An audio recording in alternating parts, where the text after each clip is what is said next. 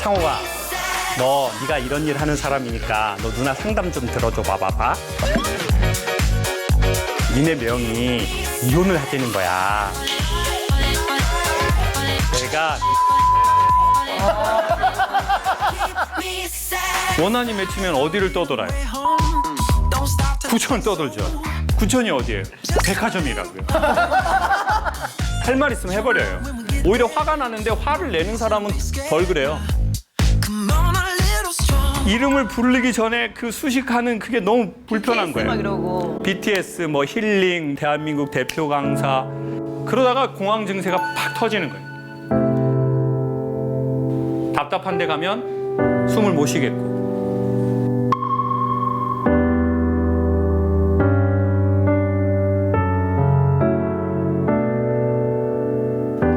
영혼을 꿈꾸지 말고 지금 나에게 주어진 이 시간에 대해서 이 시간을 영혼처럼 써야 되겠다.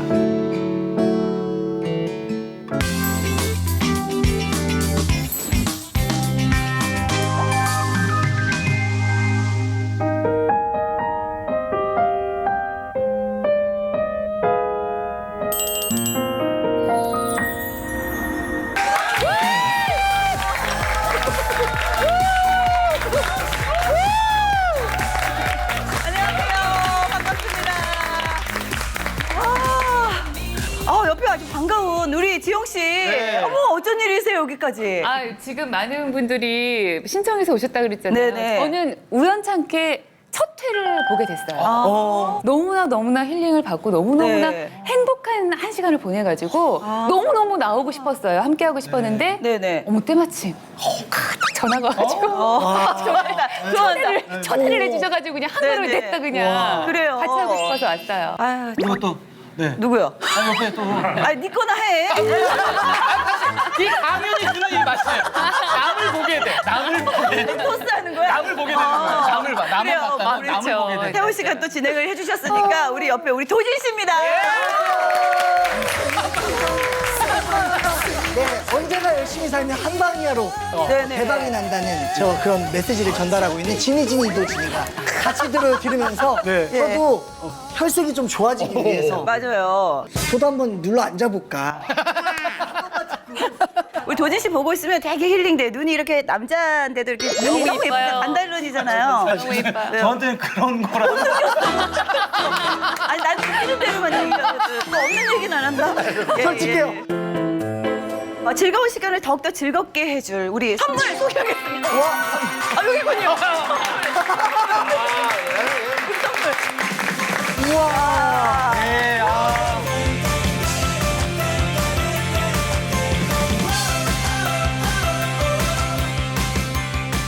저는 한 주 한 주 이분의 이제 강연 어떤 강연이 또 내 마음을 또 적셔줄까.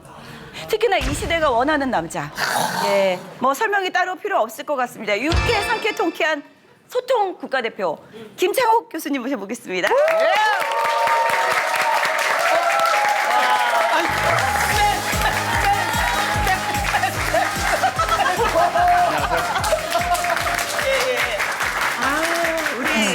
우리 창옥이. 네. 창옥이.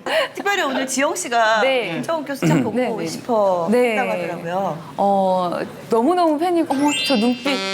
어머, 정말 그윽하지 않니? 아니, 저는 사실 정말 팬이었는데 오늘 실물을 뵙고 너무너무 놀랐어요.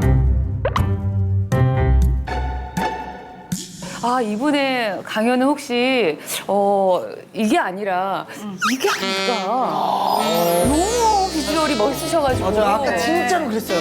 너무 잘생기셨다고 그치. 남편보다 좋다고. 저도 깜짝 놀랐어요. 아니, 너무 좋아하시네. 되게 근데 이국적이야. 그죠? 너무. 되게 이국적이 눈동자도 네. 그렇고. 오늘 아주 기분 좋게 시작하네요. 네. 지영 씨. 사랑과 전쟁이네요. 이런 애 생각까지. 자, 오늘 김창욱 교수님 바라기로 이렇게 오신 분들이 너무나 많습니다. 네, 우리 김창욱 교수님의 오늘 강연을 들어볼 텐데 오늘의 주제가 사는 게 숨이 찰 때. 벌써 진짜 안 와, 어떡해. 자, 오늘 또 어떤 강연 해주실지. 자, 여러분들, 숨 차신 분들 숨 한번 크게 들이키시고.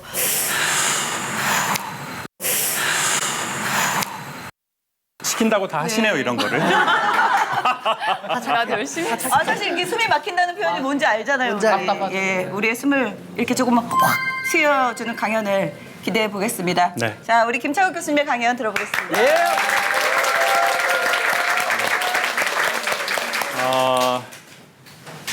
사람들이 살면서 저희가 이제 스트레스를 받잖아요. 언제 스트레스를 받나 몇 가지를 연구를 해봤더니 크게 3번 정도래요. 첫 번째, 내가 원하는 게 있는데 원하는 대로 안 될 때래요. 아, 스트레스 받아요. 네. 사람들이 말입니다. 사랑하는 사람하고 결혼할 거라고 생각하지만 사람들은 대부분 결혼할 때쯤에 만난 사람과 결혼하더래요. 아, 무슨 말을 그렇게 해요. 사랑해. 네. 너무 공감. 우리가 정말 사랑했던 사람들은 지금 아마 어쩌면 다른 사람과 살고 있을지도 몰라요.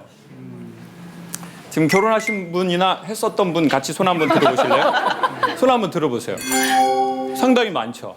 자, 그러면 여러분은 정말 여러분 인생에 가장 사랑하는 사람과 결혼했습니까? 아니면 결혼할 때쯤에 내가 그 사람을 만난 것 같습니까?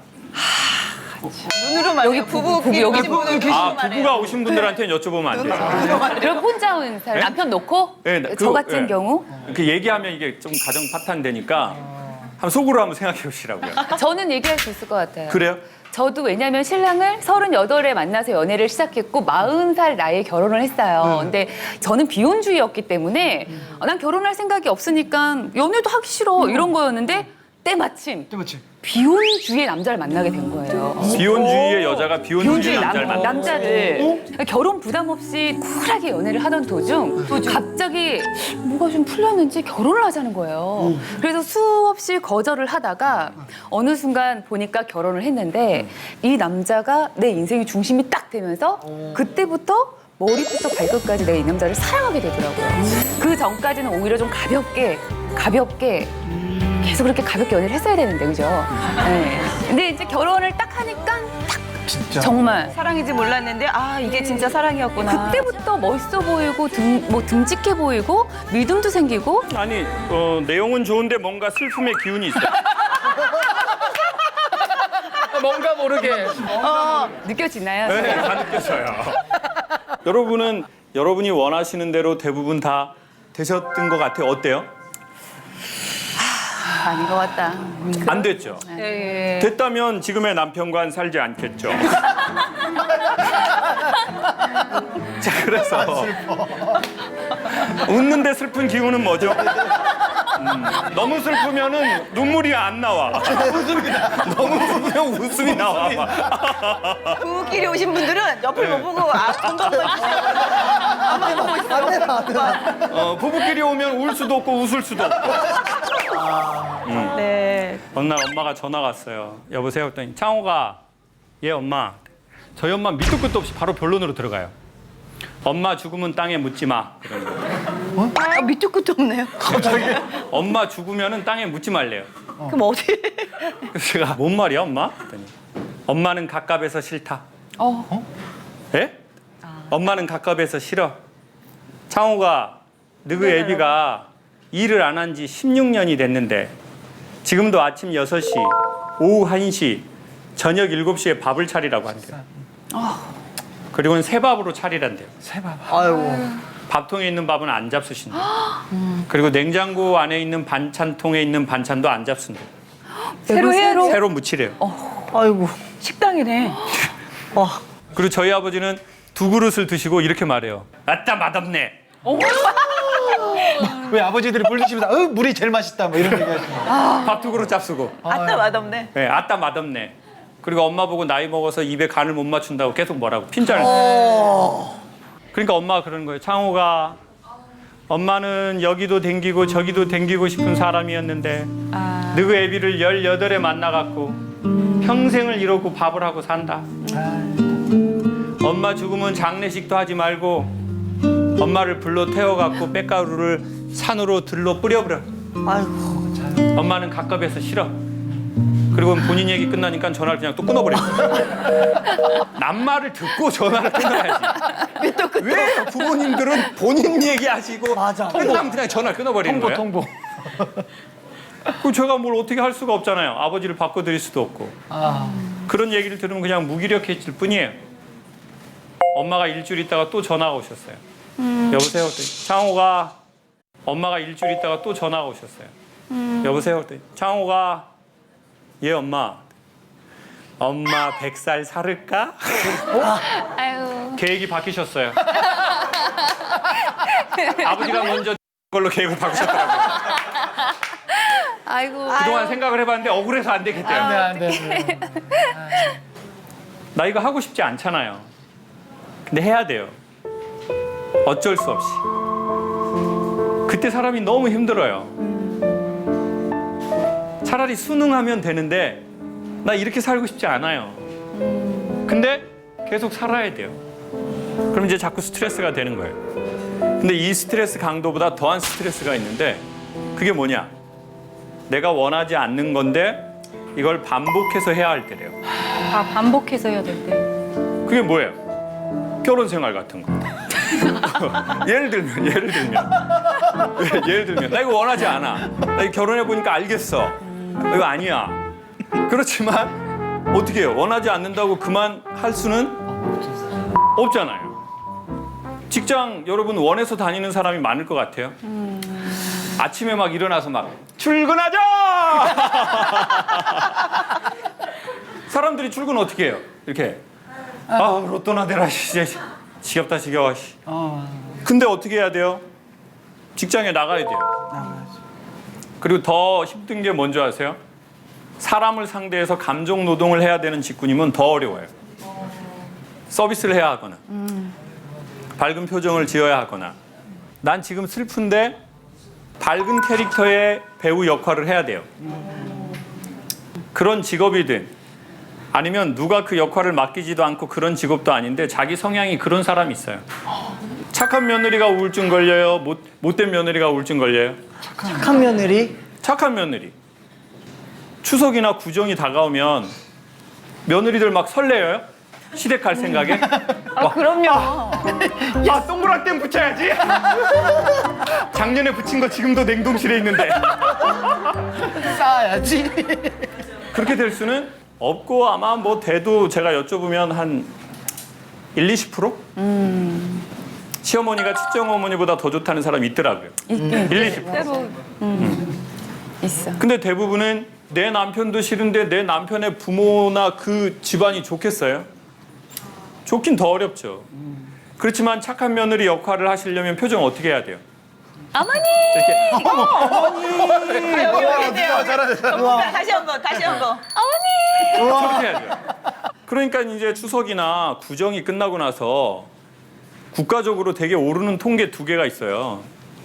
1번이 쇼핑이 되게 많이 해요, 사람들이. 명절 지나고. 네, 명절 예. 지나고. 감정 노동을 너무 많이 했기 때문에 보상받고 싶다 이거예요.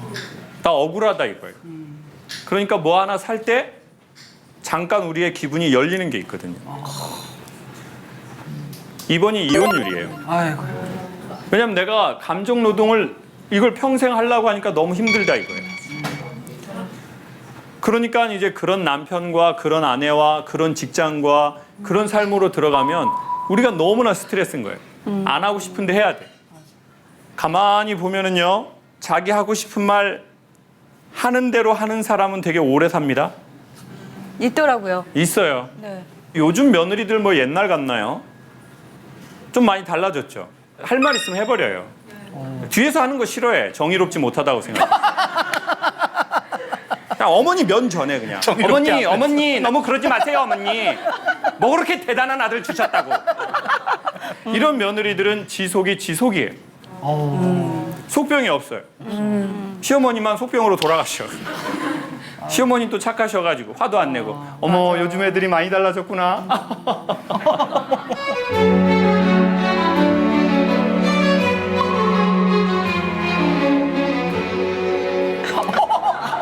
이게 너무 마음상. 네. 그리고는 냉수 한 사발 드시는 거죠. 그러니까요. 여러분은 좀 어떤 스타일이세요? 나는 좀 참는 편이다. 손 들어보세요. 내리시고 아니다. 나 하고 싶은 말 있으면 난 한다. 손 한번 들어보세요. 할 말은 한다. 너무 좋으시겠다.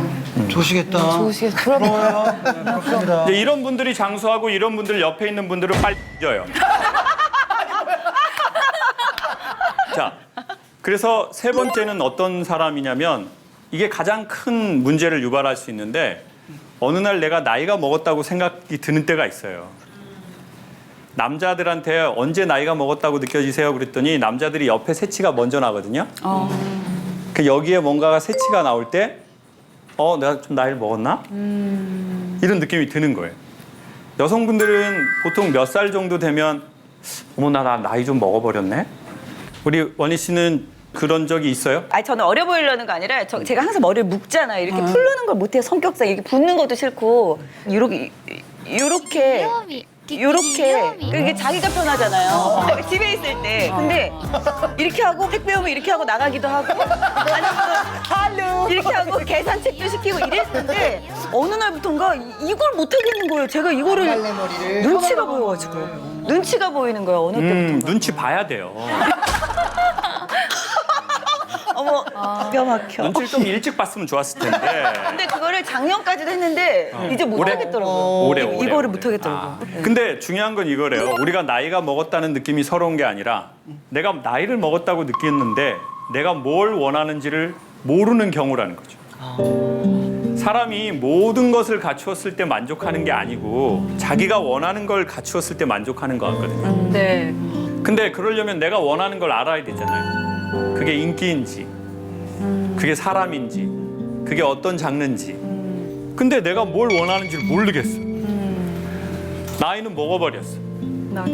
그러니까 사람이 젊을 때는 자기가 막 해야 할 일이 많아요. 여성들은 아이를 낳으면 육아에 너무 정신이 없어요. 근데 어느 날 경제적 여유도 살짝 생기고 아이도 컸고 맞아. 그래서 내가 굳이 예전처럼 막 일을 하지 않아도 괜찮아요. 누구는 은퇴를 했어요. 근데 내가 뭘 원하는지를 모르는 거예요. 그러면 내가 원하는 게 뭔지를 모르잖아요. 그게 반복이 되면 원망을 해요. 원망스러운 거예요.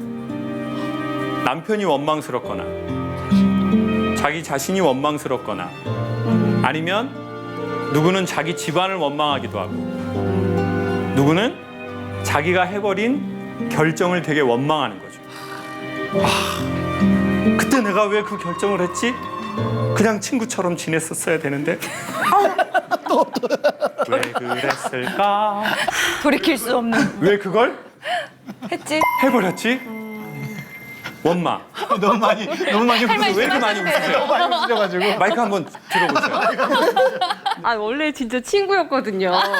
아, 친구였는데. 네, 친구였는데 한 2년 정도 연애하고 결혼을 했는데 네, 사람이 살아보니까 장단점이 있다 보니까 네.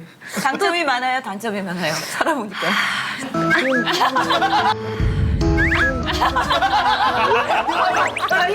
무릎을 싹 눌렀어요. 무릎을 싹 눌렀어요. 아, 장점이 많은 편이에요. 오늘 이 강연도 남편이 신청한 거거든요. 네. 자, 그런데 어느 날 내가 너무 억울한 거예요. 내가 원하는 게 뭔지 모르니까. 그럼 원망해요. 원망을 자주 하다 보면 한이 돼요. 맞아. 그럼 원과 한의 합성어가 뭐예요? 귀신. 원한. 귀신이요? 원과 한의 합성어는 원한. 원한이잖아요. 무섭다. 원한이 맺히면 어디를 떠돌아요? 구천을. 구천 떠돌죠. 구천이 어디예요? 백화점이라고요. 구층. 백화점 계속 떠돌아. 사지도 않아요. 근데 백화점 떠돌 때가 그나마 건강할 때예요. 아. 나중에 힘이 없잖아요. 백화점 가기도 싫어. 그럼 계속 택배를 시켜 집에서. 그러니까 그런 우리의 정서적 허기가 착각을 불러일으키는 거죠. 아. 술이 땡긴다. 정말 우리가 술이 땡겼던 게 아니라 우리의 정서가 문제가 있으면 술이 땡기거든요. 그런 스트레스가 몇 가지에 의해서 없어지는데 온도가 1도 올라가면 녹아버리더래요. 온도를 빨리 올릴 수 있는 게 뭐예요? 사우나, 운동. 근데 그 자리에서 바로 올릴 수 있는 게 독한 술이라고요. 그러니까 화가 나면 어떤 술이 땡겨요? 소주. 예. 소주나 폭탄주. 맞아. 그러면은 그냥 순간 들어가가지고 그냥 몸의 온도를 확 올려줘요. 혈관 타고 스트레스를 쫙 녹여줘요. 반복하면 암에 쫙 걸려. 안 돼. 그러니까 분명히 하나를 얻고 10개를 잃어버리는 거죠. 뭔가 우리가 그때는 좋은 거 나쁜 걸 구분할 여력이 없는 거예요. 너무 스트레스가 되니까. 오히려 화가 나는데 화를 내는 사람은 덜 그래요. 근데 참는 사람이 있어요. 나 이거 티 내면 안 돼. 근데 이미 사람들은 다 알아요. 그 사람이 화가 났는지를. 그 차라리 화가 났다고 말하면 괜찮은데 되게 교양적으로 아 저는 괜찮습니다. 세상 살다 보면 다 이런 일이 있을 수 있지 않나요? 네, 할렐루야. 아니 그래야 될 때 있어요 진짜. 네? 진짜. 아 그러니까 그게 사회적 역할이 그래야 될 때가 있다니까요. 맞아요. 그리고 그 사람 직업이 그럴 때가 있어요. 아, 어쩔 때는 참는 게 나을 때가 있잖아요. 폭발하면 또 일을 그르치니까. 그렇죠. 그러니까 네. 우리의 몸을 상하게 하는 방식으로 우리가 얼른 우리의 거를 잠재우는 거죠. 스스로 좀. 네. 사람이 원하는 걸 할 때 그 스트레스가 사라지는 게 있거든요. 근데 원하는 걸 모른다는 거. 그리고는 계속 하고 싶은데 못하고 하기 싫은데 해야 하고 또 나이는 먹었고 나는 뭘 원하는지 모르겠고 이런 게 계속 반복되면 여기 화가 쌓여. 마음과 정신에 자꾸 하나씩 문제가 생기기 시작해요. 살이 어느 날 쪘어요? 어느 새 쪘어요? 어느새요. 네. 처음부터 그렇게 장난꾸러기는 아니었죠. 처음엔 장난 아니었지만 어느 날 보니까 장난꾸러기 돼가지고 장난꾸러기. 개구쟁이 돼가지고 귀여워. 어느 날 찐 게 아니고요. 어느새 쪘거든요. 근데 어느 날 확인한 거예요. 맞아. 좀 맞네. 저는 누나가 4명 있어요. 저랑 이제 제일 친한 누나가 막내 누나예요. 막내 누나는 이제 원희 누나랑 동갑인 쥐띠예요. 왜 내 나이를 왜 밝혔어. 띠만 똑같네. 띠만. 쥐띠. 네, 저는 소띠. 제가 어렸을 적에 근데 누나랑 많이 싸웠어요. 그리고 저한테 누나니까 말을 올리라고 그러더라고요. 한 살 차이니. 1살 차이니까. 네. 어이가 없다고 그랬죠, 제가. 너무 싸우니까 엄마가 가위바위보에서 진 놈 하나 띠라고 그러더라고요. 뭐야? 너무 싸우니까. 소쿨. 새끼가 너무 많아서 하나 찢어도 티가 안 나는 거예요. 그냥 그래도 5개가 있으니까. 근데 누나가 목사님 와이프예요. 누나가 또 전화가 온 거예요. 여보세요? 했더니 창호가 네가 이런 일 하는 사람이니까 너 누나 상담 좀 들어줘 봐봐봐. 뭔데? 했더니 아니 니네 매형이 이혼을 하자는 거야. 목사님이. 그래서 매형이 왜? 했더니 아니 내가 니네 매형 욕을 교인들한테 했어. 재밌어요. 드라마야, 드라마. 예. 누구한테 했어? 그랬더니 아니 내가 권사님한테 했거든. 그러면서 내가 집사님들한테 말하지 말라고 했어. 근데 권사님들이 집사님한테 말을 한 거야. 그리고 그 집사님들이 장로님한테 말을 했어. 그래서 온 교회가 알게 됐어. 전교인이. 한명한테 얘기했는데. 선배한테 그럼 얘기했는데. 목사님만 모르시는 거네요? 아니 그래서 이제 목사님 귀에도 들어간 거죠. 매형 귀에도. 그래서 제가 매형 욕을 왜 교인들한테 해? 누나 했더니 창호가 나는 틀린 말은 안 해. 나는 틀린 말은 안 해. 나는 맞는 말만 해. 그러니까 진실을 얘기했다는 있는 얘기. 네, 있는 얘기를. 교인들한테. 네. 그래서 아유 어떻게 하려고 그래? 그랬더니 아니 나는 이혼 못해. 그래서 제가 왜? 신앙 때문에? 아니 모아둔 게 없어 창호가 내가. 현실적인 내가 얘기다. 지금 이혼할 때가 아니야 창호가. 나는 그냥 같이 살아야 돼 지금. 제가 이제 작년에 디스크 수술했거든요. 갑자기 수술 들어가기 전에 1시간 전에 누나한테 문자가 온 거예요. 그래서 창호가 누나가 요즘 많이 아파. 제가 수술 들어가기 1시간 전인데 자기가 너무 많이 아프다고 지금 문자가 온 거예요. 그래서 아니 뭐야 이랬더니 저녁에 잠이 안 오고 억울해. 그리고 가만히 있으면 눈물만 나. 그래서 누나가 오늘 너 수술하는데 못 갈 것 같아. 어디 좀 갔다 올게. 그래서 제가 그 수술 들어가는 이 베드에 누워서 누나 어디 가서 누나 하고 싶은 거 며칠 하다가 와. 계좌번호 불러봐 그랬어요. 그랬더니 누나가 답이 바로 온 거예요. 569.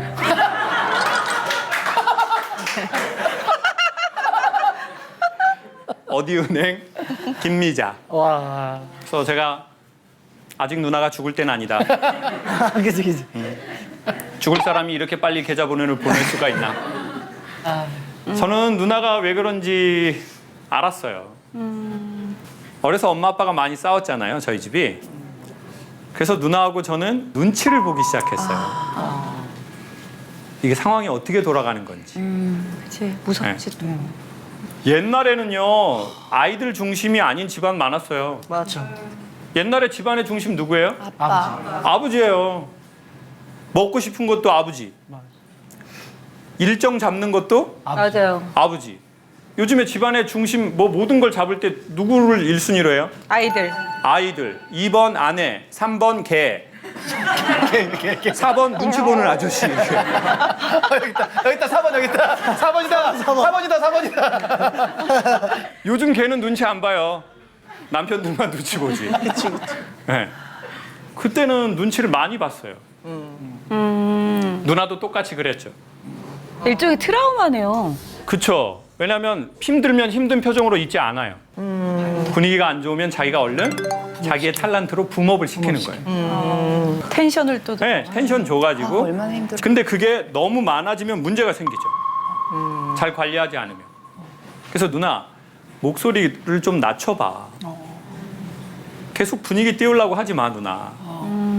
가만히 이렇게 좀 흙탕물이 내려가서 이렇게 있듯이 이렇게 있어. 잠잠하게.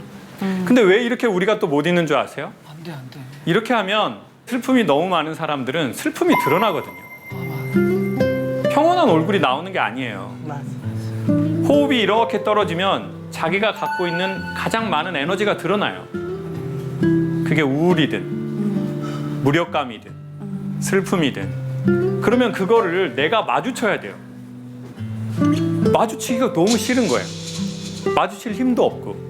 그러니까 어떻게 해버려요? 정신을 다른 데로 팔아야 돼요.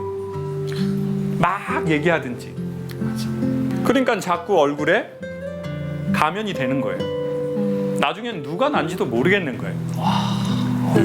가면성 우울증이라는. 하고 싶은 거 못했고 하고 싶지 않았는데 계속했고 그리고 더 중요한 건 그게 힘든 일이라는 걸 자기가 몰랐어요. 자기가 힘든 일을 하고 있는지 모르는 사람이 있어요. 왜냐하면 꼭 해야 했기 때문에. 아니면 하고 싶었으니까. 아니면 너무 절박했기 때문에. 그러니까 여성분들 경험해 봤잖아요. 겨울에 길에서 자빠져 봤어요? 자빠져 봤죠? 네. 안 아파요. 놀라워요. 벌떡 일어나. 집이 이쪽이지만 반대로 가게 돼. 그때 소모즈처럼 소리도 들려요. 피난다! 이 소리가 들려. 왜 추운 겨울날에는 사람들 앞에 넘어졌는데 아픈지 몰랐을까요? 인간이 자기가 힘들다는 것도요. 마음에 여유가 있을 때 자기가 힘들다는 걸 감지하더라고요. 내가 너무 절박해. 너무 돈도 없고 너무 상황이 안 좋아. 그리고 해결해야 될 너무 큰 문제가 있어요. 그러면 내가 아픈지 몰라요. 맞아. 집안에 우리 가족에 되게 큰 문제를 안고 있는 사람이 있잖아요. 모든 에너지가 이 사람한테 쏠려요. 형제든 부모든. 그러면 상대적으로 나머지 모든 가족들은 자기가 힘든지 잘 몰라요. 왜? 너무 큰 일이 있잖아요. 그러니까 나중에 치유 프로그램 할 때는요. 그 대상자만 하지 않아요. 그 대상자의 가족들을 같이 해요. 왜요? 그 가족들은 소리도 못 냈으니까. 맞아. 근데 그게 쌓이고 쌓였어요. 수년, 수십 년. 그러니까 문제가 됐는데 자기가 힘든지도 모르는 거예요. 사람이요 이완돼봐야 자기가 경직된 거 알거든요. 그리고 사랑받아봐야 외로운지도 알아요. 근데 사랑도 받아본 적 없고 따뜻한 곳에 있어본 적도 없고 늘 눈치 보고 살면요 내가 지금 어느 만큼 아픈지도 몰라요. 그래서 어느 날 폭발하는 거예요. 갑자기. 그럴 일도 아닌 거예요. 너무 화를 빡 내는 거예요.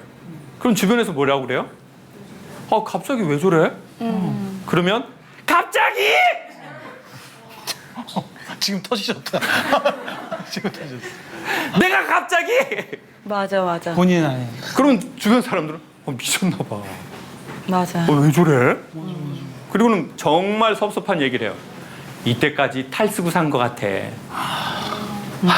완전 천사 탈쓴 악마네. 변했음을. 변했어. 안 그러더니. 좀 뜨더니 변했더라고. 그러면 그게 더 화가 나는 거죠.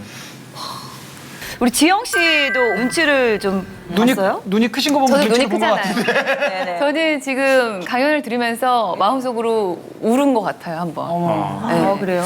왜냐면 제가 20년 동안 지금 방송 일을 하고 있는데 저는 한 번도 소속사가 있어 본 적이 없어요. 진짜예요? 네, 진짜로. 그래서 방송 일을 혼자 한다는 건 힘들어요. 전 연기자니까 맞아요. 그 대본도 외워야 되고 네. 운전도 하고 하다못해 사랑과 전쟁 이런 거는 하루에 막 갈아입어야 될 옷이 막 20벌, 30벌 그 옷도 이렇게 짊어지고 막 그리고 현장에 나타난단 말이에요. 쉽지 않은데. 정말 힘든 일인데 저는 힘들었던 적이 없는 거예요. 그랬었어. 그러니까 사실 그게 우리가 안 힘들었던 게 아니라 그게 힘든 일인지 우리가 몰랐던 거예요. 몰랐고 더 스스로를 지키기 위해 더 열심히 실수하지 않으려고 완벽하게 늘 긴장 상태로. 네. 제가 사랑과 전쟁으로 이제 얼굴이 알려지고 사랑을 받기 시작하다 보니까 갑자기 얼굴이 알려진 재현 배우 이런 얘기를 되게 많이 듣고 있었어요. 근데 저는 2000년도에 당당하게 SBS 공채 탤런트로 입사를 했고 다른 드라마 활동도 많이 하다가 우연찮게 사랑과 전쟁 한 편을 딱 찍었는데 그게 10년을 하게 된 거예요. 왜냐면 26살짜리 어린 친구가 시키면 시키는 대로 다 해. 그 뭐 나이 많은 언니들 사이에서 막 슬립 입고 뛰어다니면서 유부남 꼬시라고 잘 꼬셔 연기하면서 26살짜리가 뭘 알겠어요. 경험이 너무 없는 거야. 그러니까 요만큼의 뭐 재책이나 뭐 두려움 없이 뭐 이 가정을 파탄내는 건 그냥 기가 막히게 그냥 그런 연기를 그건 맞아요. 그건 맞아. 인정. 연기를. 망설임 없이 해버린. 근데 그 당시에 같이 상대 연기자분들 언니 결혼했던 언니들은 그런 연기에 대해서 막 쉽게 하질 못해요. 내 남편한테 이렇게 다가오는 여자가 있으면 내 남편이 흔들릴 수도 있잖아. 이런 연기를 못 하더라고 거침없이. 몰입하게 되는. 네, 그래서 아가씨고 어렸던 저한테 그런 게 자꾸 멋모르니까 뭐, 네. 할 수 있었던 거죠. 막. 네네네네. 그렇게 해서 사랑과 전쟁에 눌러앉은 게 10년. 그런데 어디에 가서 안녕하세요 배우 민지영입니다. 이 인사를 하기가 되게 어려워요. 사람들이 저를 배우로 안 봐주는 것 같고 아직까지도 사랑과 전쟁 그 언니, 사랑과 전쟁 민지영, 뭐 국민 불륜녀 막 이렇게 저를 생각해 주시기 때문에 사랑과 전쟁 이미지가 다른 드라마나 영화에 가기에 너무나 강하니 너가 사랑과 전쟁을 그만하는 거. 그리고 어떤 회사에서는 넌 아직 젊으니까 5년만 방송 활동을 쉬어. 이게 조건이야. 너의 이미지를 없애고 나서 다시 시작하자. 백지로. 네. 그리고 저한테 막 손가락질을 하시는 분들도 많았거든요. 이제 연기의 캐릭터가 그러다 보니까. 하지만 또 저의 연기를 너무 사랑해 주시고 더불어 저를 너무 아껴 주시고 그분들에게 어떻게 등을 돌려요. 전 그걸 할 수가 없었어요. 그래서 소속사 없이 사랑과 전쟁을 10년을 하게 됐고 제 방송 데뷔 20년 동안 그렇게 해서 시간이 흘러왔던 거지.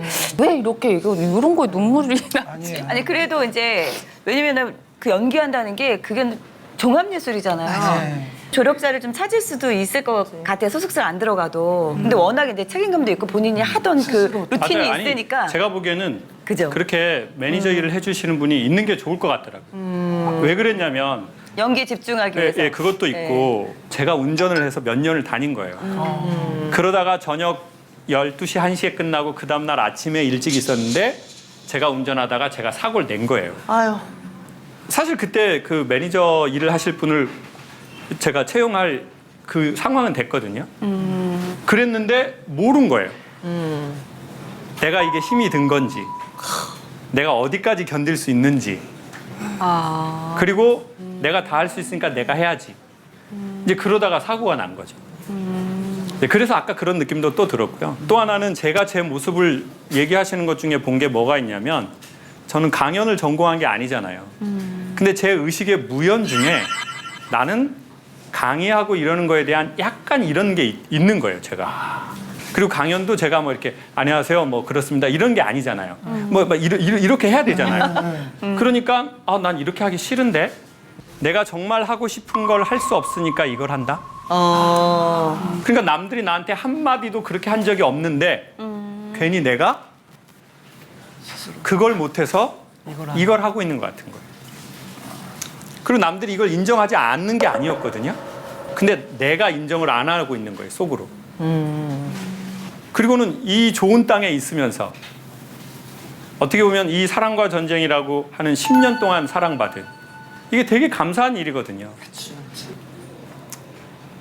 그러니까 코로나가 앗아간 게 참 많은데요, 저 개인에게는. 왜냐하면 이제 강사니까 이제 강연이 한 90%가 없어져 버렸어요. 네. 근데 이제 그나마 다행히 제주도에서 이제 가족들과 어쩔 수 없이 떨어져 지내게 되면서 내가 정말 해보고 싶은 걸 해보고 싶더라고요. 그래서 자꾸 주변에 얘기했더니 해녀를 소개해 주시는 거예요. 해녀. 그래서 갑자기 해녀를 배우고 싶더라고요. 물질을.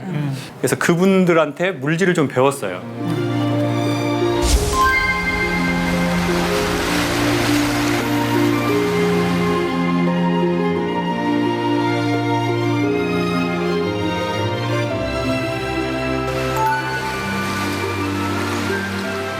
물질은 보통 뭐 3m에서 뭐 5m, 7m에서 10m, 그 다음에 15m 이렇게 해서 상군, 중군, 하군으로 나뉘어요.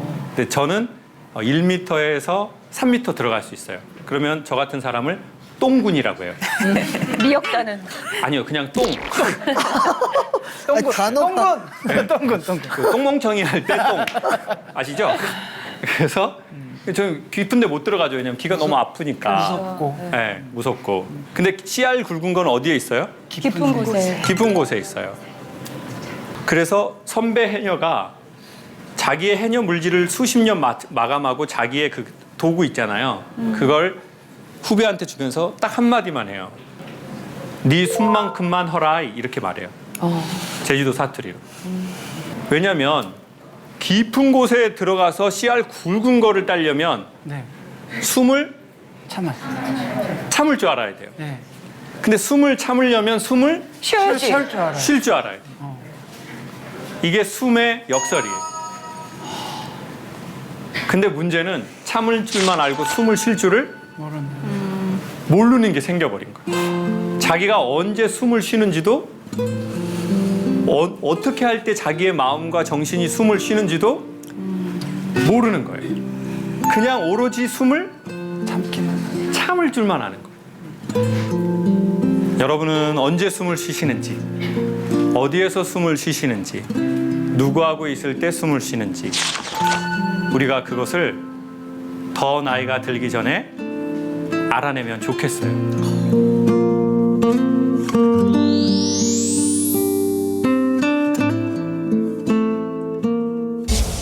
얘기를 해도 될까? 그럼요, 오늘. 나이 40에 결혼을 하게 되었고 너무나 감사하게도 허니문 베이비가 우리 아이가 늦을 수도 있는데 왜 그걸 기다려주시지 않고 잘못했다 그러는 거예요. 저는 사실 아이를 안 가진 케이스거든요. 근데 걔가 크니까 표정도 그렇고 그 고통이 너무 숨을 쉬질 못해요. 근데 엄마 아빠를 보면 우리가 어디까지 견딜 수 있는지를 아는 게 중요하다고 생각해요.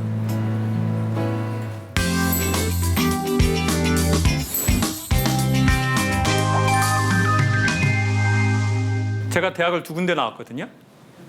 제가 음악대학 하나 나왔고 이제 그 전에 제가 원래 대학을 한 군데 더 나왔었어요. 뭐 그 대학이 조금 이름이 있어서 별로 제 출신 대학을 얘기를 하진 않아요. 네. 해병대 나왔어요.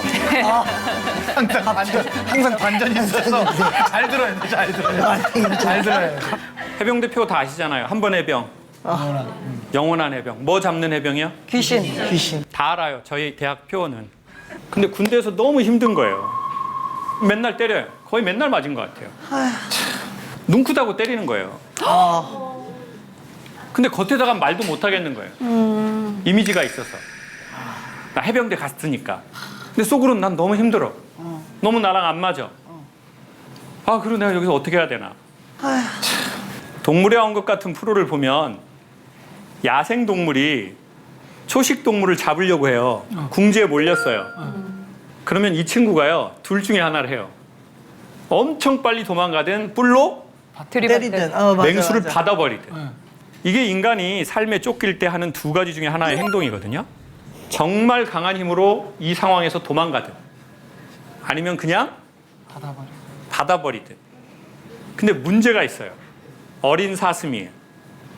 뿔도 없고 다리에 힘도 없는 사슴들. 그런 이 사슴들은 어떻게 하냐?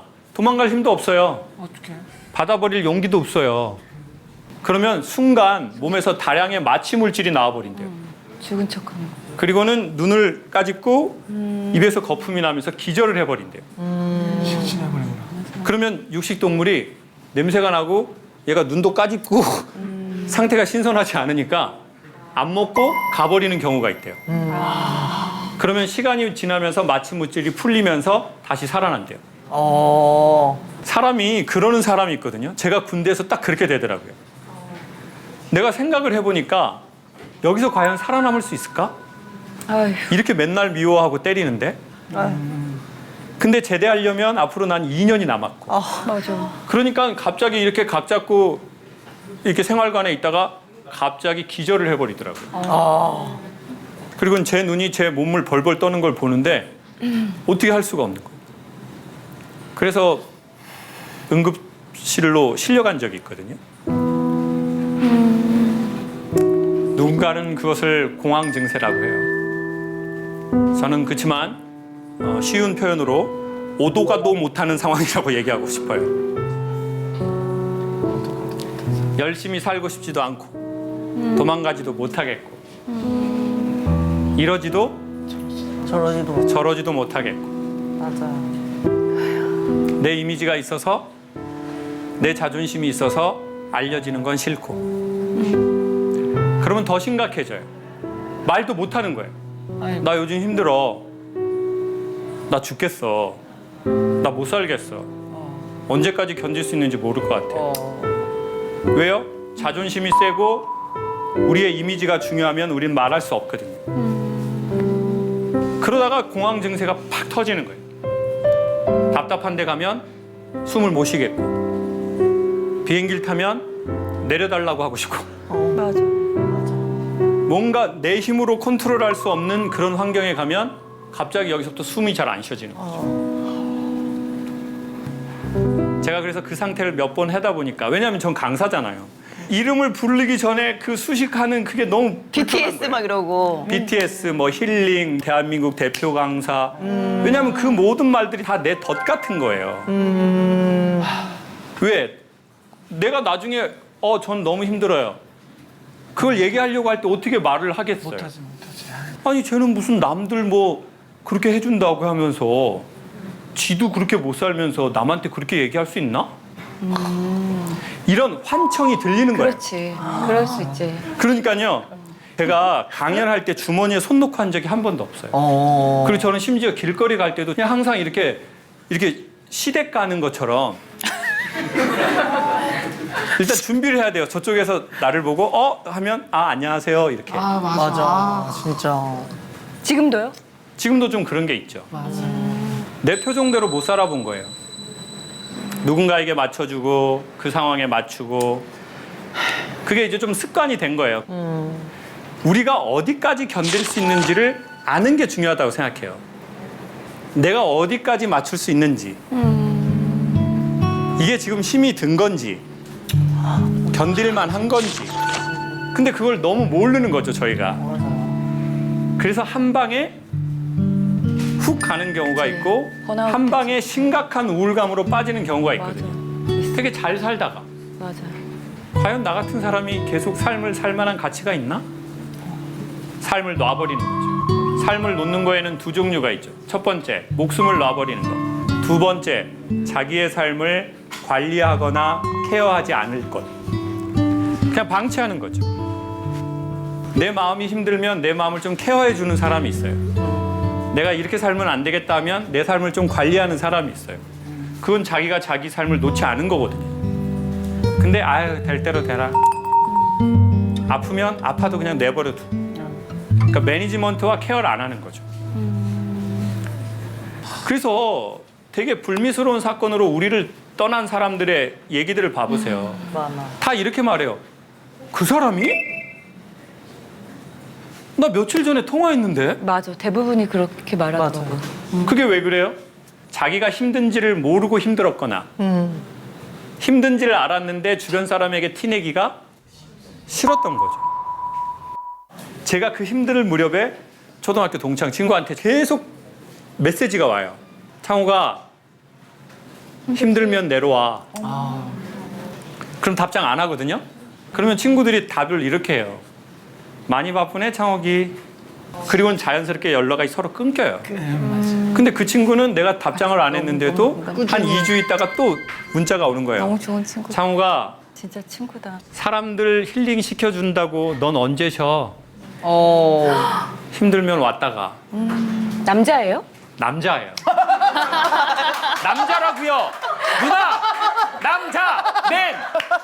흥분하면 이상한 거야? 아, 여성분일 수도 있죠, 뭐 친구 사이에서. 아, 고맙다, 야. 예, 예. 그렇죠, 그렇죠. 근데 이 친구가 또 연락이 와요. 창호가 나 시골에 밭이 있어. 거기에 집 지으려고 하거든. 너 언제든지 네 집이라고 생각하고 와서 쉬다가. 아유. 그 친구가 계속 얘기해 준 게 이게 몇 년 걸렸어요. 제가 결심을 한 거예요.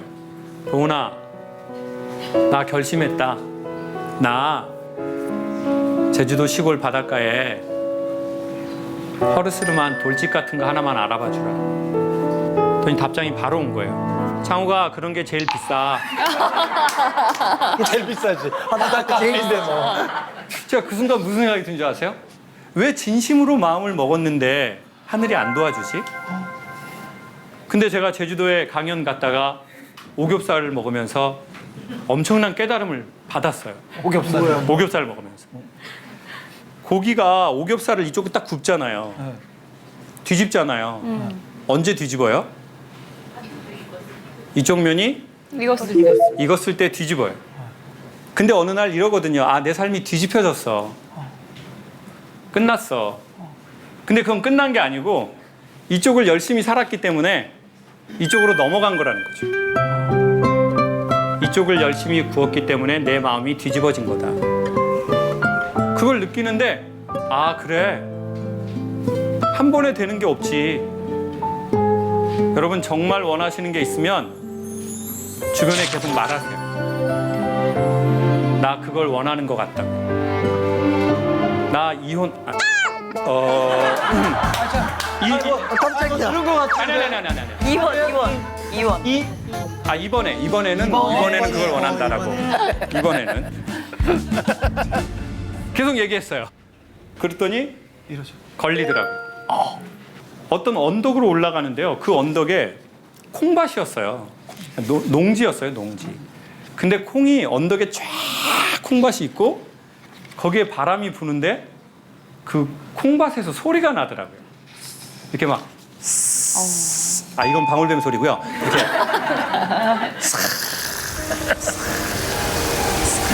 소리가 나는 거예요. 갖고 와봤어요.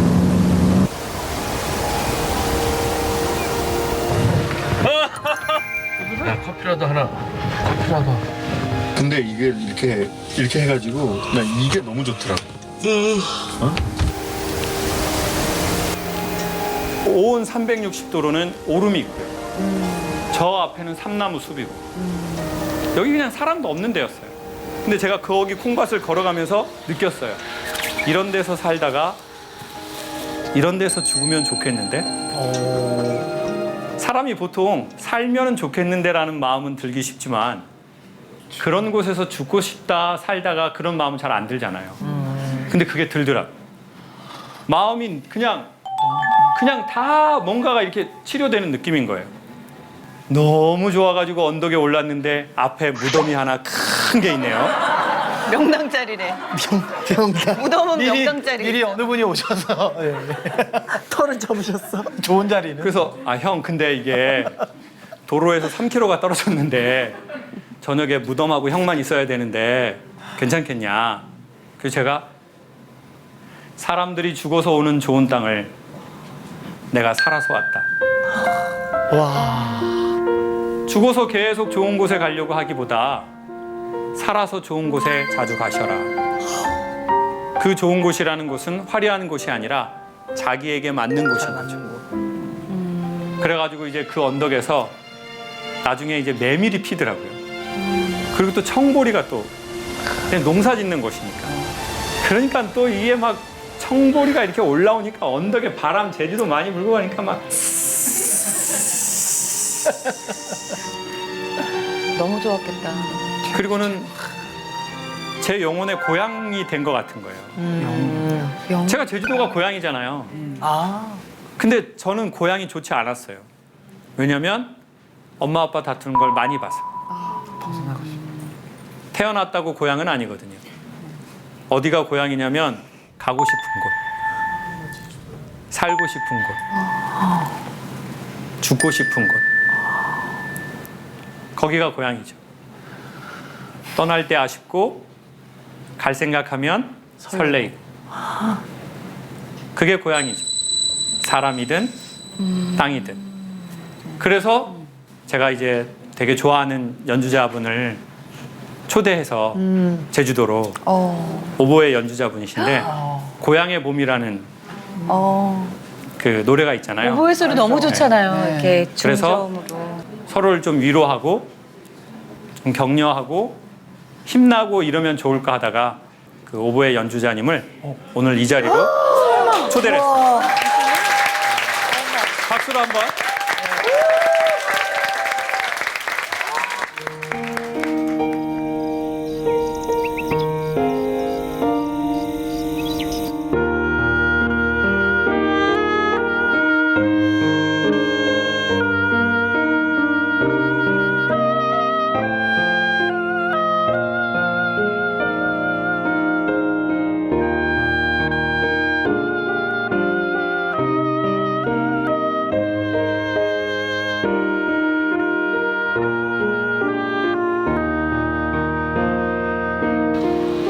엄마는 엄청 순한 사람이었는데 아버지가 엄마를 그렇게 만든 거지.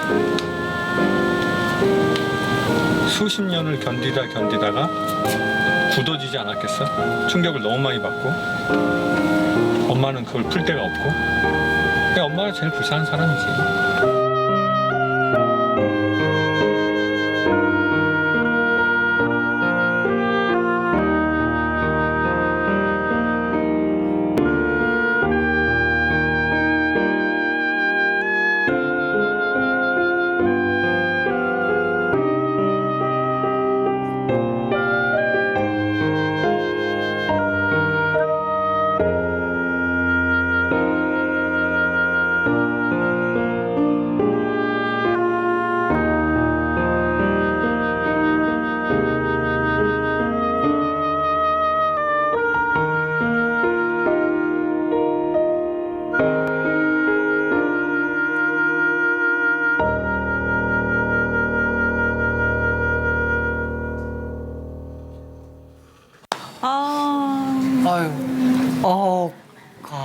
진짜 박수를 칠 수가 없었어요. 예, 마음의 여운이 너무 남아서. 눈물을 꾹 참느라. 참는 게 너무 힘드네. 검사님도 눈시울이. 우리 선생님 마이크 한 번만 잡아주시고 왜 이렇게 눈물이 많이 나셨어요?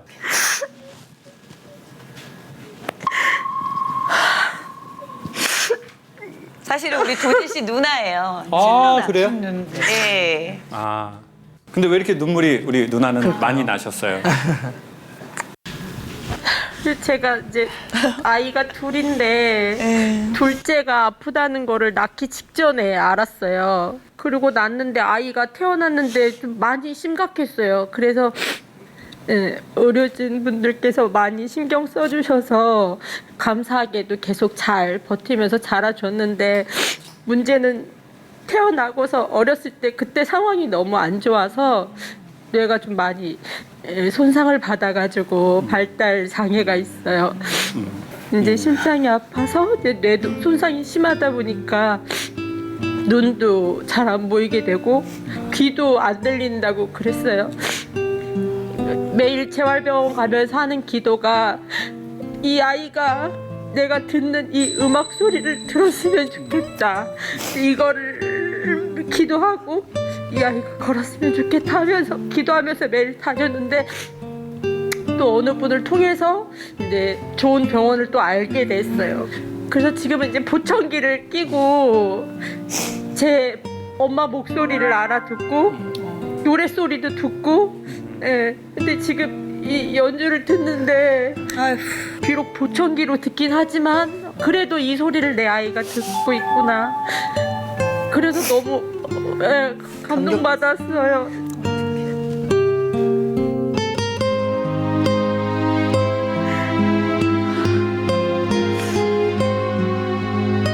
제게는 누나가 셋이 있어요. 셋이 있고 부모님이 일찍 돌아가셔가지고 저희 큰 누나가 저를 키우면서 계속 뒤에서 응원하고 거의 엄마 같은 분이죠. 큰 누나하고는 나이 차이가 몇 살? 8살 8살 차이가 나요. 네. 부모님 두 분 다 돌아가신. 근데 어머니는 이제 어렸을 때 이혼하셨고 아버지가? 아버지가 이제 키우셨는데 아버지가 일찍 돌아가셨죠. 아버지가. 네. 참 제가 이 자리에 원희 누나한테도 또 고마웠던 게 원희 누나를 통해서 세브란스의 그 심장 교수님을 소개를 받아서 수술을 해서 아주 좋아진 어떻게 보면 아주 좋은 심장을 받게 됐죠. 그래서 지금은 건강하게 살고 있는데 저 원희 누나는 진짜 어떻게 보면 저희 가정에 저희 누나의 큰 은인이라고 또 생각해서.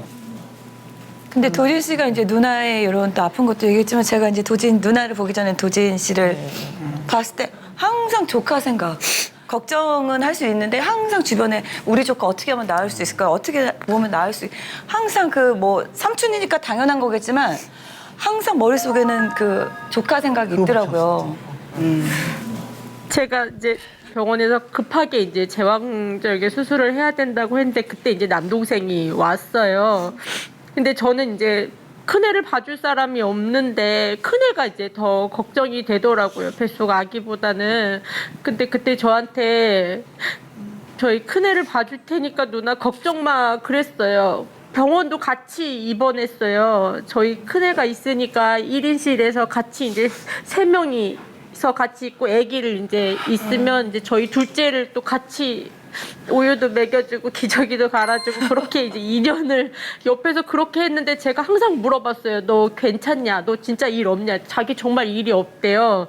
근데 그거를 제가 3년 지나서 알았어요. 그때 일이 있었는데 포기했다는 거를. 그 노래가 정말 간절히 하고 싶었을 텐데 그 꿈을 내 자식도 아니고 누나의 자식 때문에 포기했을 그 마음이 너무 안타깝고 너무 아파가지고 너무 미안했어요. 아우 기특해요. 이때 한참 이렇게 연예인 생활하면서 뭔가 세상 의식하고 이렇게 사람한테 인기 얻고 싶고 이럴 나이인데 가족을 먼저 생각하고 철이 일찍 든 게 조금 그렇긴 하지만 너무 기특한 것 같아요. 그때 잠시 포기했던 거는 누구나 똑같았을 거예요. 원희 누나여도 주영 누나여도 가족이 아프면 나의 업을 잠시 내려놓는 건 당연하다고 저는 생각해서 아직도 후회는 아직 안 하고. 그걸 희생이라고. 네, 절대 미안해하지 않아도 됩니다. 그러니까 뭔가 가족끼리 이렇게 뭔가를 위해서 너무 걱정, 근심하고 지치고 낙심하다 보면 불평하고 힘들고 막 서로 물어뜯게 되고 그러니까 본의 아니게 그렇게 맞아요. 되잖아요. 근데 뭔가가 누나도 그렇고 도진이도 옆에서 이렇게 보면은 으쌰으쌰 하는 게 참 너무 기특한 거예요. 그러니까 한 10년 전부터 도진이를 이렇게 봤잖아요. 예, 근데 확실히 소망이 사람을 좀 살리는 것 같아요. 희망이. 예. 그 뭐 도진 씨 뭐 누나 조카 생각하면서 얘기도 하지만 또 아버님이 또 아프셨을 때 병간호를 또 학창 시절에 꾸준히 또 뭐 아들이니까 하는 거지만 이게 말이 쉽지 이렇게 한다라는 게 또 어렵거든요. 아, 그 어떻게 보면 병간호를 아빠 때부터 또 그쵸. 조카까지. 네. 누나도 같이 저희 아버지가 가족이. IMF 이후로 이혼하시고 사업이 어려워지면서 점점점 발걸음이 이상해지는 거예요. 질질질 발을 끊고. 걸음이? 네. 어. 그러다가 세월이 지나서 제가 고등학교 때쯤에 대소변을 또 못 보시더라고요, 갑자기. 아빠 몇 세셨는데? 그때 40대인데? 일곱, 40 중반 때쯤에. 근데 그냥 이제 저희는 몰랐어요, 놀래고. 큰 누나한테 얘기했죠. 아빠 이상하다. 병원을 가보니까 이제 파킨슨씨 병이라는.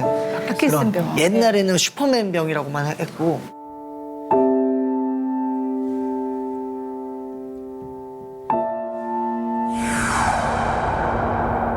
치료가 안 된다. 이건 어쩔 수 없다. 그래서 어느 날은 멀쩡하신데 어느 날은 대변을 그냥 바지에다가 소변은 또 하시고 그렇게 병간호를 이제 꾸준히 했죠. 그러다가 이제 점점점 안 좋아지시더라고요. 그래서 집에 비밀번호 치고 문을 열었는데 문이 잠겨 있는 거예요. 이 잠금 장치로. 안쪽에서? 네.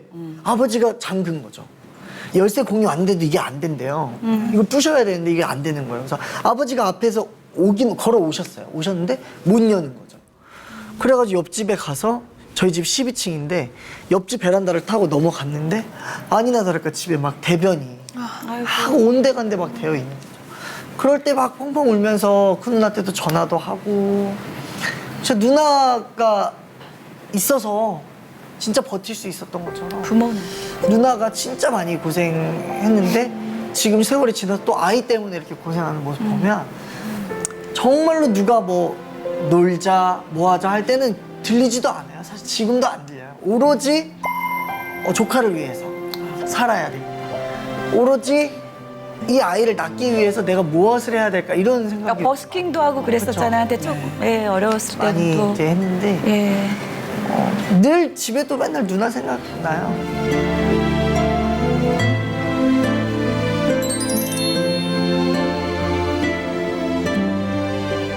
도진 씨는 이렇게 가수 생활도 하고 무명 생활도 지나고 아버지 또 조카 하면서 힘든다는 얘기를 해본 적 있으세요? 어때요?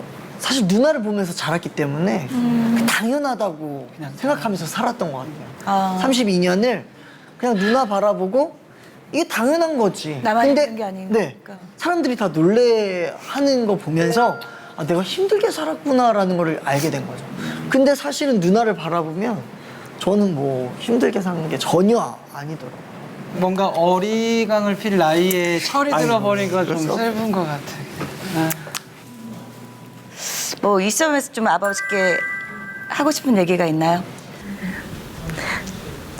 이제 제가 도진이랑 8살 차이가 나다 보니까 아버지에 대한 기억은 제가 제일 많아요.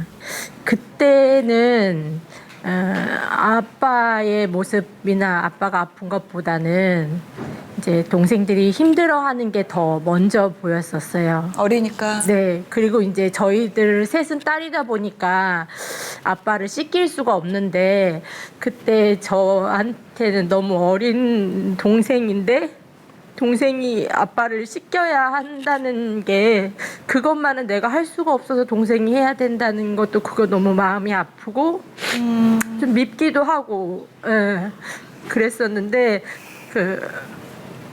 돌아가시기 직전에 이제 작은 아버지께서 아빠가 바다 사람이니까 바다를 보여주고 싶은데 이제 바다까진 갈 수가 없어서 강화를 가자고 해서 같이 갔었어요. 아버지를 모시고 갔는데 이제 그때 마지막 저를 바라보시는 그 눈빛이 그동안 고생했다 사랑한다라고 하는 그 눈빛이었어요. 근데 그때 그 눈빛을 제가 느꼈는데도 아빠 나도 사랑해라고 말을 못했어요. 그게 지금도 제일 많이 남아요. 저를 제일 많이 이뻐했는데 제가 또 아빠를 많이 미워하고 못되게 굴어서 그게 참 미안하고, 그리고 만약에 또 기회가 된다면 그때도 아빠 딸로 태어나고 싶다고 말하고 싶어요. 그때 정말 아빠가 제 앞에서 밝게 웃고 환하게 웃고 할 정도로 아빠한테 사랑한다고 말하고 아빠를 안아줄 것 같아요.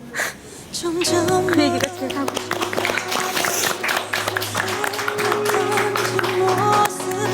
내 가슴이 다시 아파온다.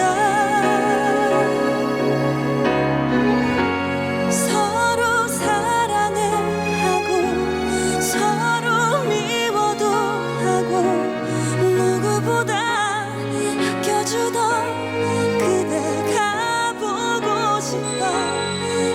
가까이에 있어도 다가서지 못했던. 얘기를 해도 될까요? 그럼요. 오늘 또 공감하고 나누는 시간이니까.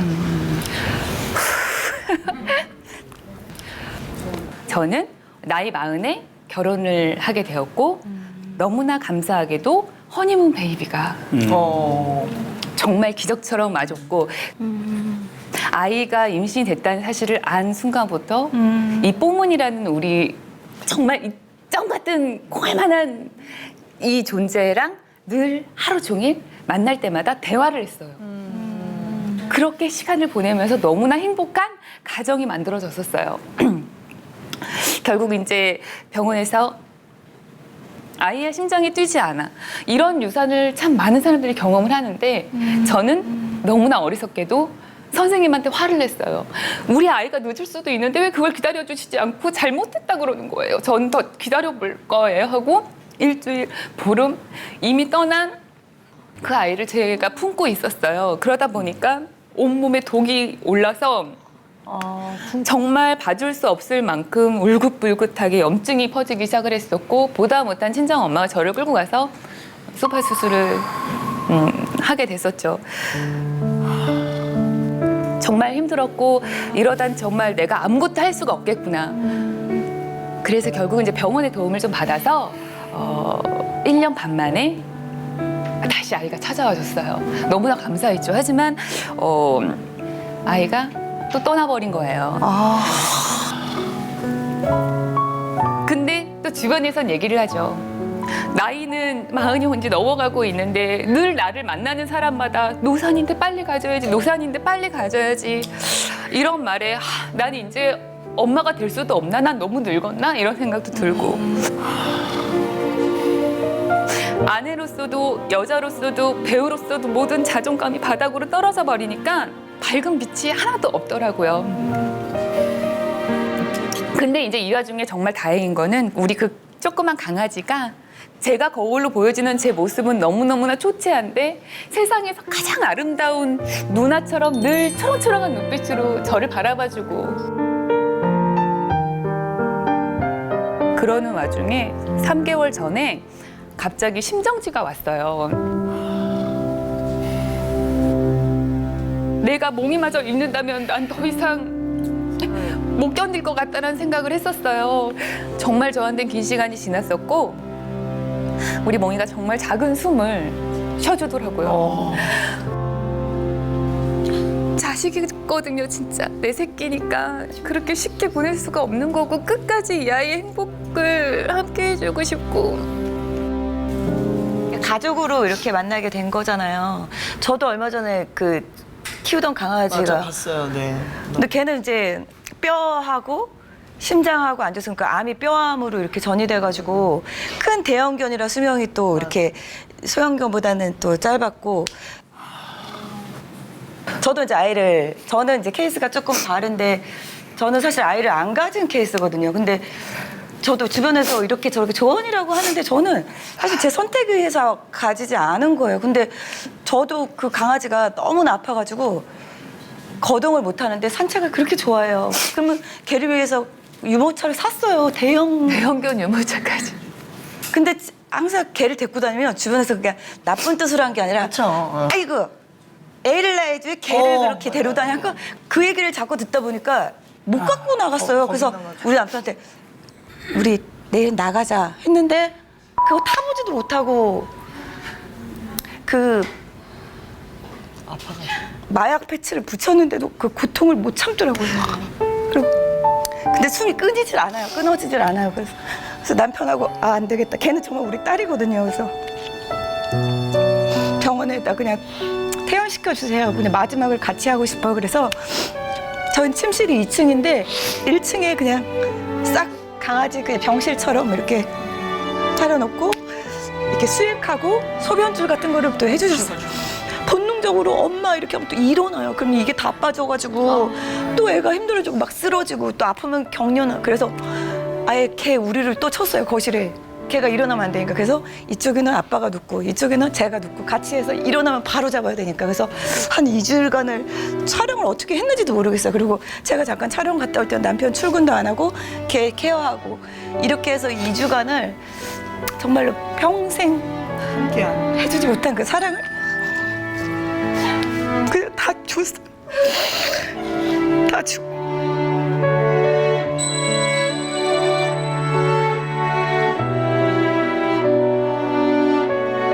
걔가 크니까 표정도 그렇고 그 고통이 너무나 숨을 쉬질 못해요. 근데 엄마 아빠를 보면 일어나려고 그래요. 본능적으로 좋아가지고. 그래서 부단이한테 얘기하고 이제 아프면 가 하는데 그렇게 생각처럼 자연사하는 거랑 또 보내는 거랑은 또 다르죠. 그래서 저는 뭐 죽어도 못 보냈는데 어느 날 딱 자고 일어났는데 곱다니가 갑자기 이렇게 딱 일어나 저를 보는 눈이 이제 갈게 이런 눈이더라고요. 그래서 마음에 딱 확신이 왔어요. 아 이제는 데리고 있는 게 그냥 인간의 욕심인 것 같아. 그래서 저희는 그냥 의사 선생님하고 얘기하고 남편하고 얘기해서 보내줬어요. 저희는. 예, 그렇게 해서 하고 곱다니가 이렇게 뛰어놀던 곳 이렇게 해서 해주고 했는데 모르겠어요. 그게 또 자식 같으니까 공감이 좀 돼서 자식 같으니까 생명은 귀한 거예요. 동물이나 사람이나 또 자식같이 키우셨으니까 좀 끝까지 최선을 다해서 치료하시고. 제가 결혼하고 아이가 안 생겼거든요. 그래서 이제 저는 안 생기니까 안 갖고 싶다고 그랬어요. 근데 이제 집에선 자꾸 당연히 아이를 원하니까 병원에 가서 시술을 받았어요. 근데 이제 안 되더라고요. 또 했어요. 또 해서 또 안 돼요. 이런 게 3번, 4번 되니까 너무 힘들고 그러고는 이제 나는 안 하겠다. 그 즈음에 이제 아이가 없으니까 강아지가 들어온 거예요. 푸들이요. 근데 그 아이가 벌써 12살이 됐어요. 근데 어쩔 수 없이 아이가 안 생기는 것 때문에 강아지가 들어왔는데 그리고는 그 친구하고 이제 오빠하고의 사이가 된 거죠. 근데 이제 사람들이 얘기하죠. 야, 15살이야. 걔 몇 살이니? 12살이거든요. 그럼 속으로 생각을 해요. 3년 남았네. 요즘은 근데 이렇게 생각하게 됐어요. 영혼을 꿈꾸지 말고 지금 나에게 주어진 이 시간에 대해서 이 시간을 영혼처럼 써야 되겠다. 맞아. 되게 고맙게. 그래서 하는 것 중에 하나가 자주 비디오를 찍는 거예요. 핸드폰으로. 이 시간을 기록했다가 이 친구가 언젠가는 떠나게 된다면 이 시간을 보면서 그런 생각을 해야지. 맞아. 맞네. 제가 최근에 음향공학자라는 분을 한 분 만났는데 그분이 이런 얘기를 하는 거예요. 커피숍에 가면 커피숍에 음악을 크게 틀어버리잖아요. 그럼 사람들이 얘기하려고 왔잖아요. 근데 음악을 크게 틀었으니까 사람들도 데시벨을 올려서 말한대요. 그러면 이 두 사람이 소리를 크게 내서 말하면 옆에 있는 테이블도 또 그게 그러면 저쪽에 있는 테이블에 있는 사람도 계속 소리가 커져서 전체적인 소리가 계속 커진다는 거예요. 그게 뭐냐? 누나가 오늘 본인 얘기를 했어요. 네. 너무 힘들고 너무 어려웠던 순간의 얘기를. 그러니까 그 누나의 그 울림이 이쪽으로 또 전달이 돼요. 이쪽으로 전달된 게 또 이쪽으로 전달이 돼요. 그러니까 우리 안에 있는 거를 이렇게 끄집어내야지, 안 그러면 이게 몸 어디로 들어가는지 모르고 다 스며들어 버려요. 이 슬픔, 이 서러움, 이 그리움, 이 두려움, 우리 안에 있는 얘기를 하고 눈물이 나오고 이러는 거는 사실은 지금은 몰라도 집에 돌아가시고 며칠이 지나고 이러면 마음에 분명히 뭐가 좀 생길 거예요. 제가 보기에는. 이건 정말 좋은 일이거든요.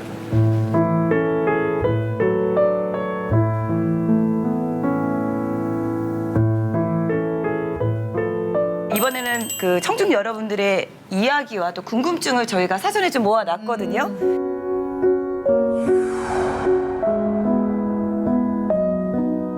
직접 여기에 오신 분들이 쓰신 거예요. 그래서 정말 순수한 사연이고요.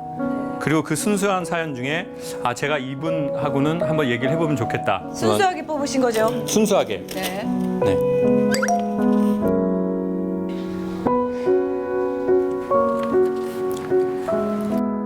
공황장애와 우울증으로 힘듭니다. 어떻게 하면 벗어날 수 있을까요? 우리 이선미 님이 계세요? 공황장애와 우울증으로 힘듭니다. 어떻게 하면 벗어날 수 있을까요? 우리 이선미 님이 계세요? 그러세요. 마이크 한 번만. 아이고. 공황장애나 우울증 진단을 받으셨어요? 네, 받은 지는 거의 1년 반이 1년? 넘었고요. 1년 반? 네. 그러면 뭐 약을 드세요? 아니면 상담만 받으세요? 상담하고 약물 치료 같이 하고 있어요. 같이? 공황장애와 우울증의 원인이 병원에서 뭐라고 하세요? 저희가 결혼한 지 한 4년 정도 됐는데 딸도 이제 있고, 근데 이제 되게 많은 일들이 있었어요. 이제 아이가 어린이집 학대 때문에 다쳐온 일도 있었고, 아이가 어린이집 학대로 어린이집에서 학대로 이제 학대를 받으셨다고? 눈두덩이가 이렇게 찢어진 사건이 19개월 때.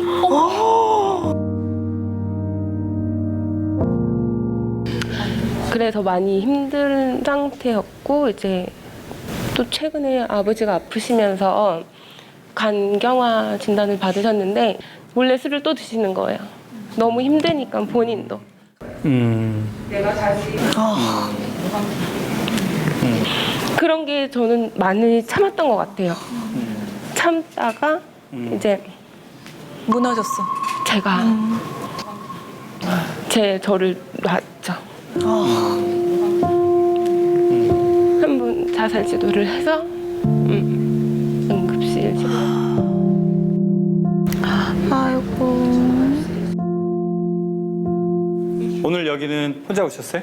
신랑이랑. 네? 남편하고. 남편분은 이 과정을 다 알고 계시죠? 저는 사실은 전혀 모르고 있었고, 예, 그리고 혼자서 많이 숨기고 있었고. 예. 돌아보시니까 선생님은 그러면 이제 우리가 참아야 될 환경들이 많이 있었고 너무 화가 나는 환경들도 많이 있었는데 좀 선생님이 어디에서 숨을 쉬는지는 좀 알고 계셨던 것 같으세요? 어떠세요? 숨을 쉴 때는 제 아이를 볼 때. 아이를 볼 때? 아이 때문에는 더 이상 그러지 말아야지. 그런 생각조차 하지 말아야지. 더 잘해드려야지. 내가 더 많이 노력을 해야지. 그런데 이제 계속 참다가 보니까 이제 정신과 선생님이 그러는 거예요. 선미 씨 삶을 사세요. 선미 씨가 행복한 일을 찾으세요. 근데 다시 돌아보니까 제 방향성을 못 찾은 거예요. 내가 다시 예전에 결혼하기 전에 했던 일도 못 하겠고 다시 두렵고 뭘 도전하기도 쉽지가 않고 그런 게 너무 힘드니까 공황장애도 오고 불안장애까지 와서 계속 불안한 거예요. 조금만 행복해도 이 행복이 금방 깨질 것 같은 거, 우리 아이가 갑자기 사라질 것 같은 그런 불안장애도 생기니까 그게 제일 많이 힘들어요.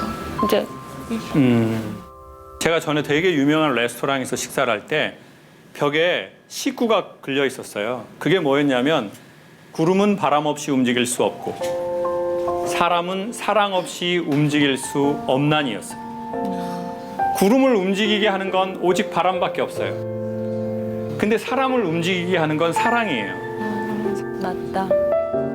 자기 삶에 대한 애정이 없고 자기 삶을 일으키려는 마음이 없으면 이 자리에 올 수 없고 우리 몸이 이동할 수 없거든요.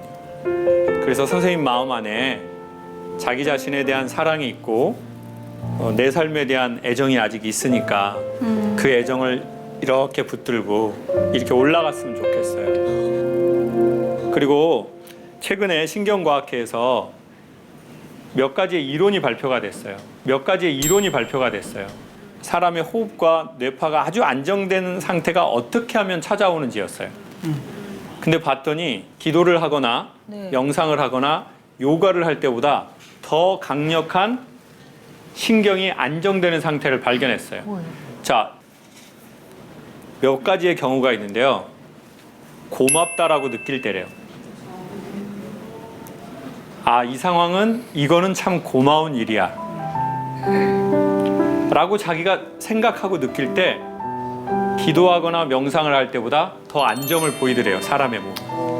고마운. 뭐 감사 이런 거. 고맙다고 느낄 때. 고맙다. 아, 이건 고마운 일이야. 뭐 상황도 그렇고 사람도 그렇죠. 그렇고. 아. 내가 오늘 이 시간을 가진 건 고마운 일이야 라고 느낄 때 우리의 몸이 지금의 어려운 상황을 이길 수 있고 헤쳐나갈 수 있는 가장 괜찮은 상태가 되더라는 거죠. 그리고 웃을 때는 엔돌핀이 나오잖아요. 네. 근데 엔돌핀보다 강력한 다이돌핀이라는 물질이 있어요. 4000배예요. 엔돌핀에. 웃을 때. 이 엔돌핀의 4000배에 해당하는 물질은 웃어도 나오지가 않아요. 그러면 어떻게? 언제 나오나 봤거든요. 약으로도 만들지를 못하고요. 어떤 음식을 먹어도 섭취도 안 된대요.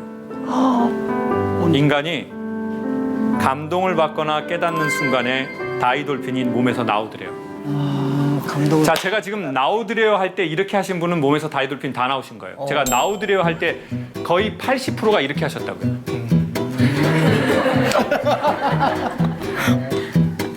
누나 안 했어요. 안 나왔어요. 다 봤어요.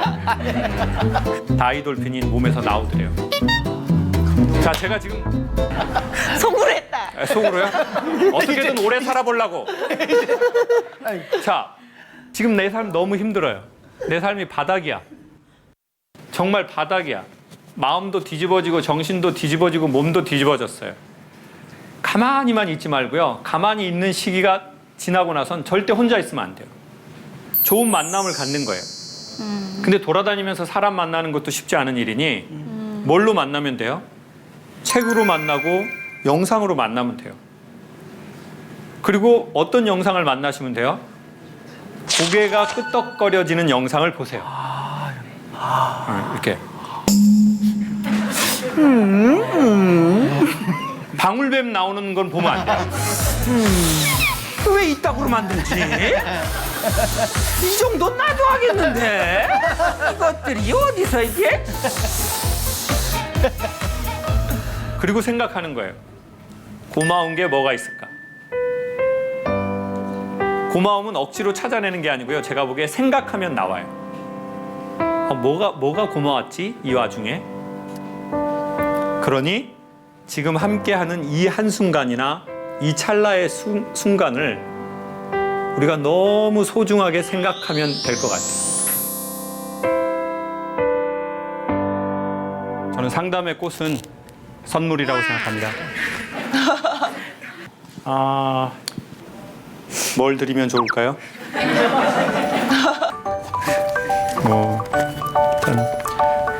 저는 믹서와 쓰레기통 어때요? 모든 스트레스와 모든 고민과 모든 아픔을 다 갈아서 쓰레기통에 그래요? 버리시라고. 네, 그것과 아래 모든 쓰레기통. 고민을 갈아서 네. 모든 안 좋은 기억들 다 쓰레기통에 넣고 우리 남편분 근심 다 깎으시라고 네네. 이거 같이 한번 부탁드려요. 이거는 제가 조진 씨.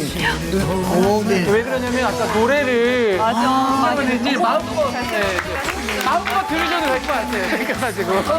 네. 요이 자매. 네. 저는 그러면 저기 아까 어머니. 네. 한 번이야 한 번인 거야 대박 대박 대박이야 대박일 거야 인생에 두 번 세 번 쓰러진다 해도 일어나면 돼 어차피 인생은 한 번이니까. 감사합니다. 본 프로그램에 도움을 주신 분들께는 차돌박이 전문점 진짜 차돌 이차돌에서 외식 상품권을 드리겠습니다.